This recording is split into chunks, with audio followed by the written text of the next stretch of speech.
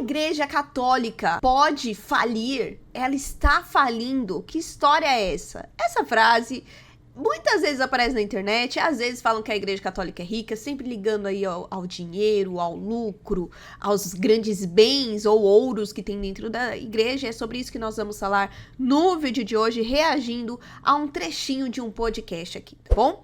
Então não esquece de se inscrever neste canal, ativar o seu sininho e dar o meu joinha neste vídeo. Filho amado de Deus, você pode e deve comentar, mas respeitando sempre essas regrinhas aqui, tá bom? Combinado? Bora para o react, bora para o react. E depois eu gravei um falando sobre os problemas financeiros, né? E, inclusive, essa é uma qualidade que as pessoas não sabem do Cardeal Prevost. Quando ele era bispo lá em... Puxa, eu esqueci o nome da diocese. Chiclayo. Ele é muito reconhecido como um grande arrecadador de fundo. Olha que coisa. E sendo americano, né? Então eu acredito que também os cardeais olharam isso porque o Vaticano está quase insolvente, né? Está quase indo à falência. Não pode ir porque não tem como, né? Vamos dizer, fechar, né? Mas em termos financeiros a situação está muito difícil, né? Assim, o fundo de pensão, os déficits fiscais, os erros financeiros, investimentos mal feitos, né? Aquela coisa toda do Cardeal Béchu. E no entender ele foi escolhido também por isso, porque ele é um homem muito habilidoso nesse sentido. Além de ser um excelente administrador. Diz que a diocese dele de Chiclayo funcionava igual um relógio suíço. Era muito boa. Então, quando ele foi eleito, eu fiquei muito surpreso. Porque eu confesso pra você que eu tinha criado até um... Eu sou meio maluco. Eu tinha criado um algoritmo para calcular a probabilidade do próximo... É o que teve gente criando algoritmos, lógicas que não entraram na única lógica que determina as coisas da igreja. Ai de Deus. Vamos continuar aqui. Meio maluco. O meio maluco ficou muito embaixo. O meio maluco ficou muito embaixo. Eu tinha criado um algoritmo pra calcular. Eu tô atrás da câmera, ninguém sabe o que eu faço, né? Eu fico lá. O meio... Sim, vai lá. O meio maluco. O meio maluco, tranquilo. Criou ali um algoritmo pra desvendar o conclave da brincadeira. E aí eu ia alimentando esse algoritmo, né? Misturado com inteligência artificial, né? Para ajudar a pensar o próximo Papa. E vinha vários nomes, né? O dele estava assim, 13º, 12º. Não chegava nos 10. Vale ressaltar aqui que muita gente nem conhecia o cardeal. Muita gente. Aliás, a gente já fez um react aqui do dia, né, em que foi eleito, que ele apareceu na sacada e, tipo assim, os breves segundos de silêncio que o pessoal fez. Em algumas variações, conforme eu mudava algumas questões, ele ia pro nono, oitavo, mas nunca no top 5, nem no top 3. Né? É claro que as notícias estavam viciadas, né, por causa do apelo que tinha em cima do Parolin, né? Sim. Que eu sabia que não seria. Mas tinha assim, muito apelo. E o peso do Parolin, do Tagle, principalmente ali do Zup, envezou muito a pesquisa. Né? A imprensa também. Muito. É que a imprensa não conhece nada de igreja. Então, assim, quem é a segunda pessoa mais importante? É o Parolin. É que nem presidente e vice-presidente. Assim, gente, de verdade. Papa Leão XIV, né? Esse conclave aí. Veio só pra confirmar que a mídia não conhece nada da Igreja Católica. Os católicos não conhecem nada de Igreja Católica. E pior, né? Que a gente continua indo na lógica do mundo, porque o pessoal criou até aposta pra ver quem que ia ser o Papa. E tinham as lógicas malucas, ou, né, como o Guto brincou aí, do algoritmo, né, que as pessoas criavam. Então, assim, isso só prova que a gente não conhece nada. E a gente esquece que quem comanda é Deus, né? É essa cabeça. Presidente e vice-presidente. Depois é quem? É fulano e tal. Como se fosse uma hereditariedade governamental. Não faz o mínimo sentido. Tanto que eu encontrei, inclusive, um estudo depois que mostrava um estudo científico que eles fizeram um longo estudo sobre as apostas em cima de conclave nos últimos 500 anos. Porque existe desde o conclave de 1567, se eu não me engano. Aposta. Tanto que teve um papa no século XVI, que proibiu a aposta formalmente na igreja. Porque disse que era uma loucura a aposta do próximo pontífice. Desde aquela época.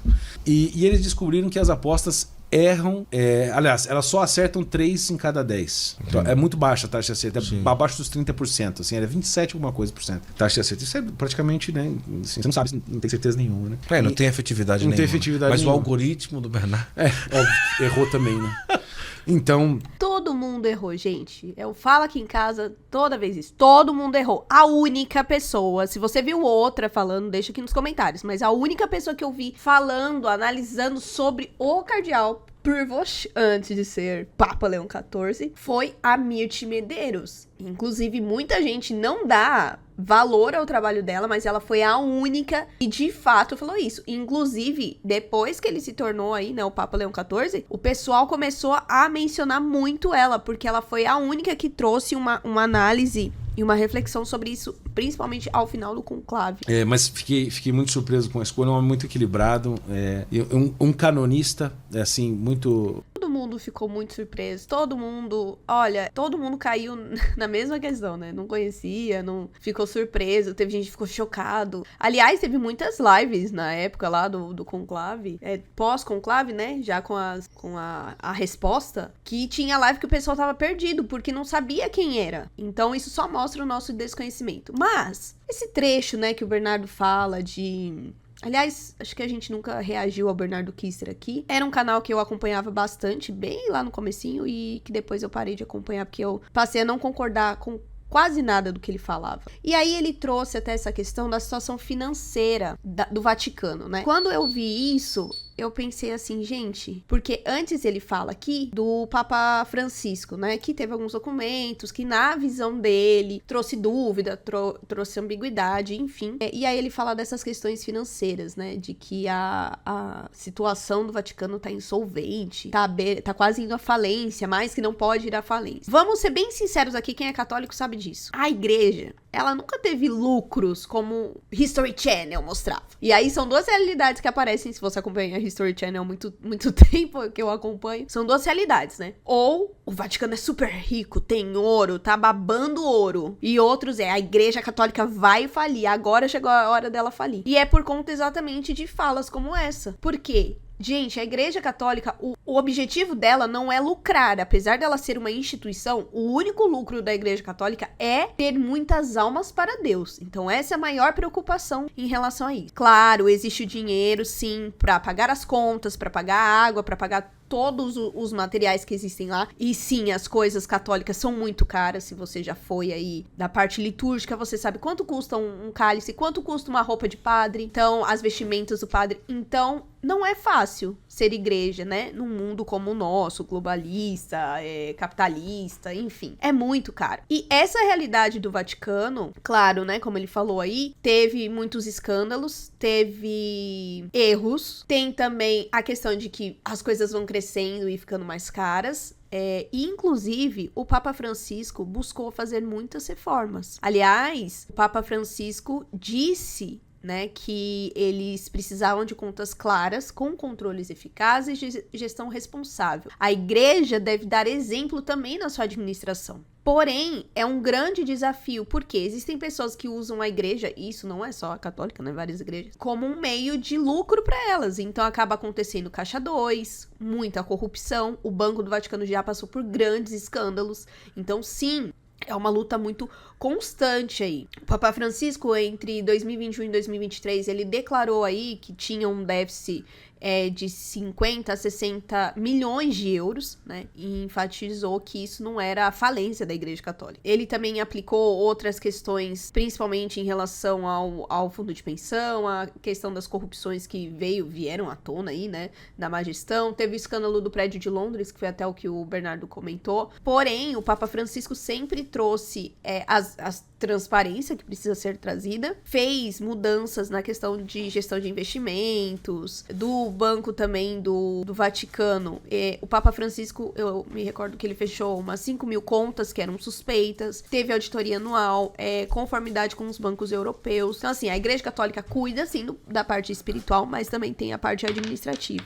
E que muitas vezes também não tem, é um pouco deixada de lado em muitas paróquias e comunidades. Por isso que muitas vezes acontece essas questões aí. Mas a gente precisa lembrar também de que nós, em alguns, né, locais, nós tivemos queda, principalmente no período da pandemia, de queda de dízimo, queda de fiéis, que é o dízimo que sustenta a paróquia, né? São as ofertas que sustentam a paróquia também, a água, a luz. Então, não é só o Vaticano que passa por uma crise, é a igreja. E não é só a igreja, né? A igreja, assim, as igrejas locais também passam. Mas não é só isso, é o mundo inteiro. Eu tenho certeza que você conhece alguém que tá passando por uma dificuldade financeira, que fica contando as moedinhas, né? Eu realmente, tirando os influencers que falam nas redes sociais e ficam ostentando casões e viagens que não, né, ali não estão passando por problemas financeiros. Mas a grande maioria passa. O que eu quero dizer com tudo isso? Aliás, como ele até falou no final, não é. Não tem como ela falir. Não tem como ela falir, porque ela é uma instituição de Cristo. Ela vive também da providência de Deus. Naquilo que a gente permite Deus agir, Deus vai providenciar, isso você não tenha dúvida. Mas é o que o Papa Francisco sempre falava, nós temos que ser exemplo em tudo, inclusive na administração dos bens que Deus nos confiou. Então, não, a Igreja Católica não é rica, mas também não, ela não vai falir, vai acabar, vai ser uma instituição assim, tipo, que vai ficar às traças, porque ela tem algo muito maior, que é exatamente ao longo aí do que ele falou nesse trechinho que a gente reagiu, às vezes a gente esquece quando ele mencionou da votação do conclave. É Deus que guia todas as coisas. De verdade, gente, quanto mais eu olho pro Papa Leão XIV, pra tudo aquilo que a gente viveu no conclave, pra tudo que a gente viveu no final da vida do Papa Francisco, a gente precisa ter essa certeza. Quem comanda a Igreja Católica é Deus. É Deus na parte do dinheiro, que ele não vai deixar faltar nada. Vai sim, nós temos uma responsabilidade, mas ele não vai nos deixar faltar nada diante das dificuldades. E também nessas questões de quem vai ser o bispo de tal diocese, quem vai ser o bispo de Roma, qual que vai ser o nome. Eu lembro que até o nome o pessoal falou que tinha certeza que ia ser o Papa Francisco II, né? Inclusive, ele até mencionou, né, que o Papa Leão XIV, quando era cardeal lá na diocese de Chiclayo, ele foi muito reconhecido. Existem outros reconhecimentos dele também, não só nessa questão, que ele também dê continuidade aí em todas as gestões administrativas que o Papa Francisco começou a implementar e que a igreja luta para viver sempre. Mas nós devemos lembrar que uma coisa é a nossa diocese, outra coisa, a Igreja Católica é no mundo inteiro. Ele cuida não só ali da questão do Vaticano, de Roma, mas da igreja como um todo. E não é fácil, porque tem as questões de corrupção, tem coisas que demoram pra chegar nos ouvidos dele. Então, são muitas questões, fora toda essa questão dos fiéis, de dízimo, né, de queda e crise espiritual também, né, de oração. A gente precisa, claro, se preocupar sim com a parte administrativa, mas isso não deve ser o principal, como o mundo gosta de ficar gritando aí. Agora me conta, como tá na sua paróquia, na sua comunidade? Você já viveu alguma crise financeira? Você já viu seu padre arrancando os cabelos? Tem padres que são carequinhas, né? Já arrancando os cabelos por conta de como vai pagar as contas, como vai fazer tal reforma, como que faz isso, como que faz aquilo? Deixa aqui nos comentários, quero conhecer um pouquinho da sua realidade. E não esquece também de deixar o seu joinha neste vídeo, se inscrever no canal e ativar o seu sininho. Lembrando que todos os comentários vocês podem e devem fazer, por favor, comente bastante, interaja bastante, mas respeitando essas regrinhas aqui para darmos bons frutos, tá bom? Então é isso, até o próximo vídeo. Tchau!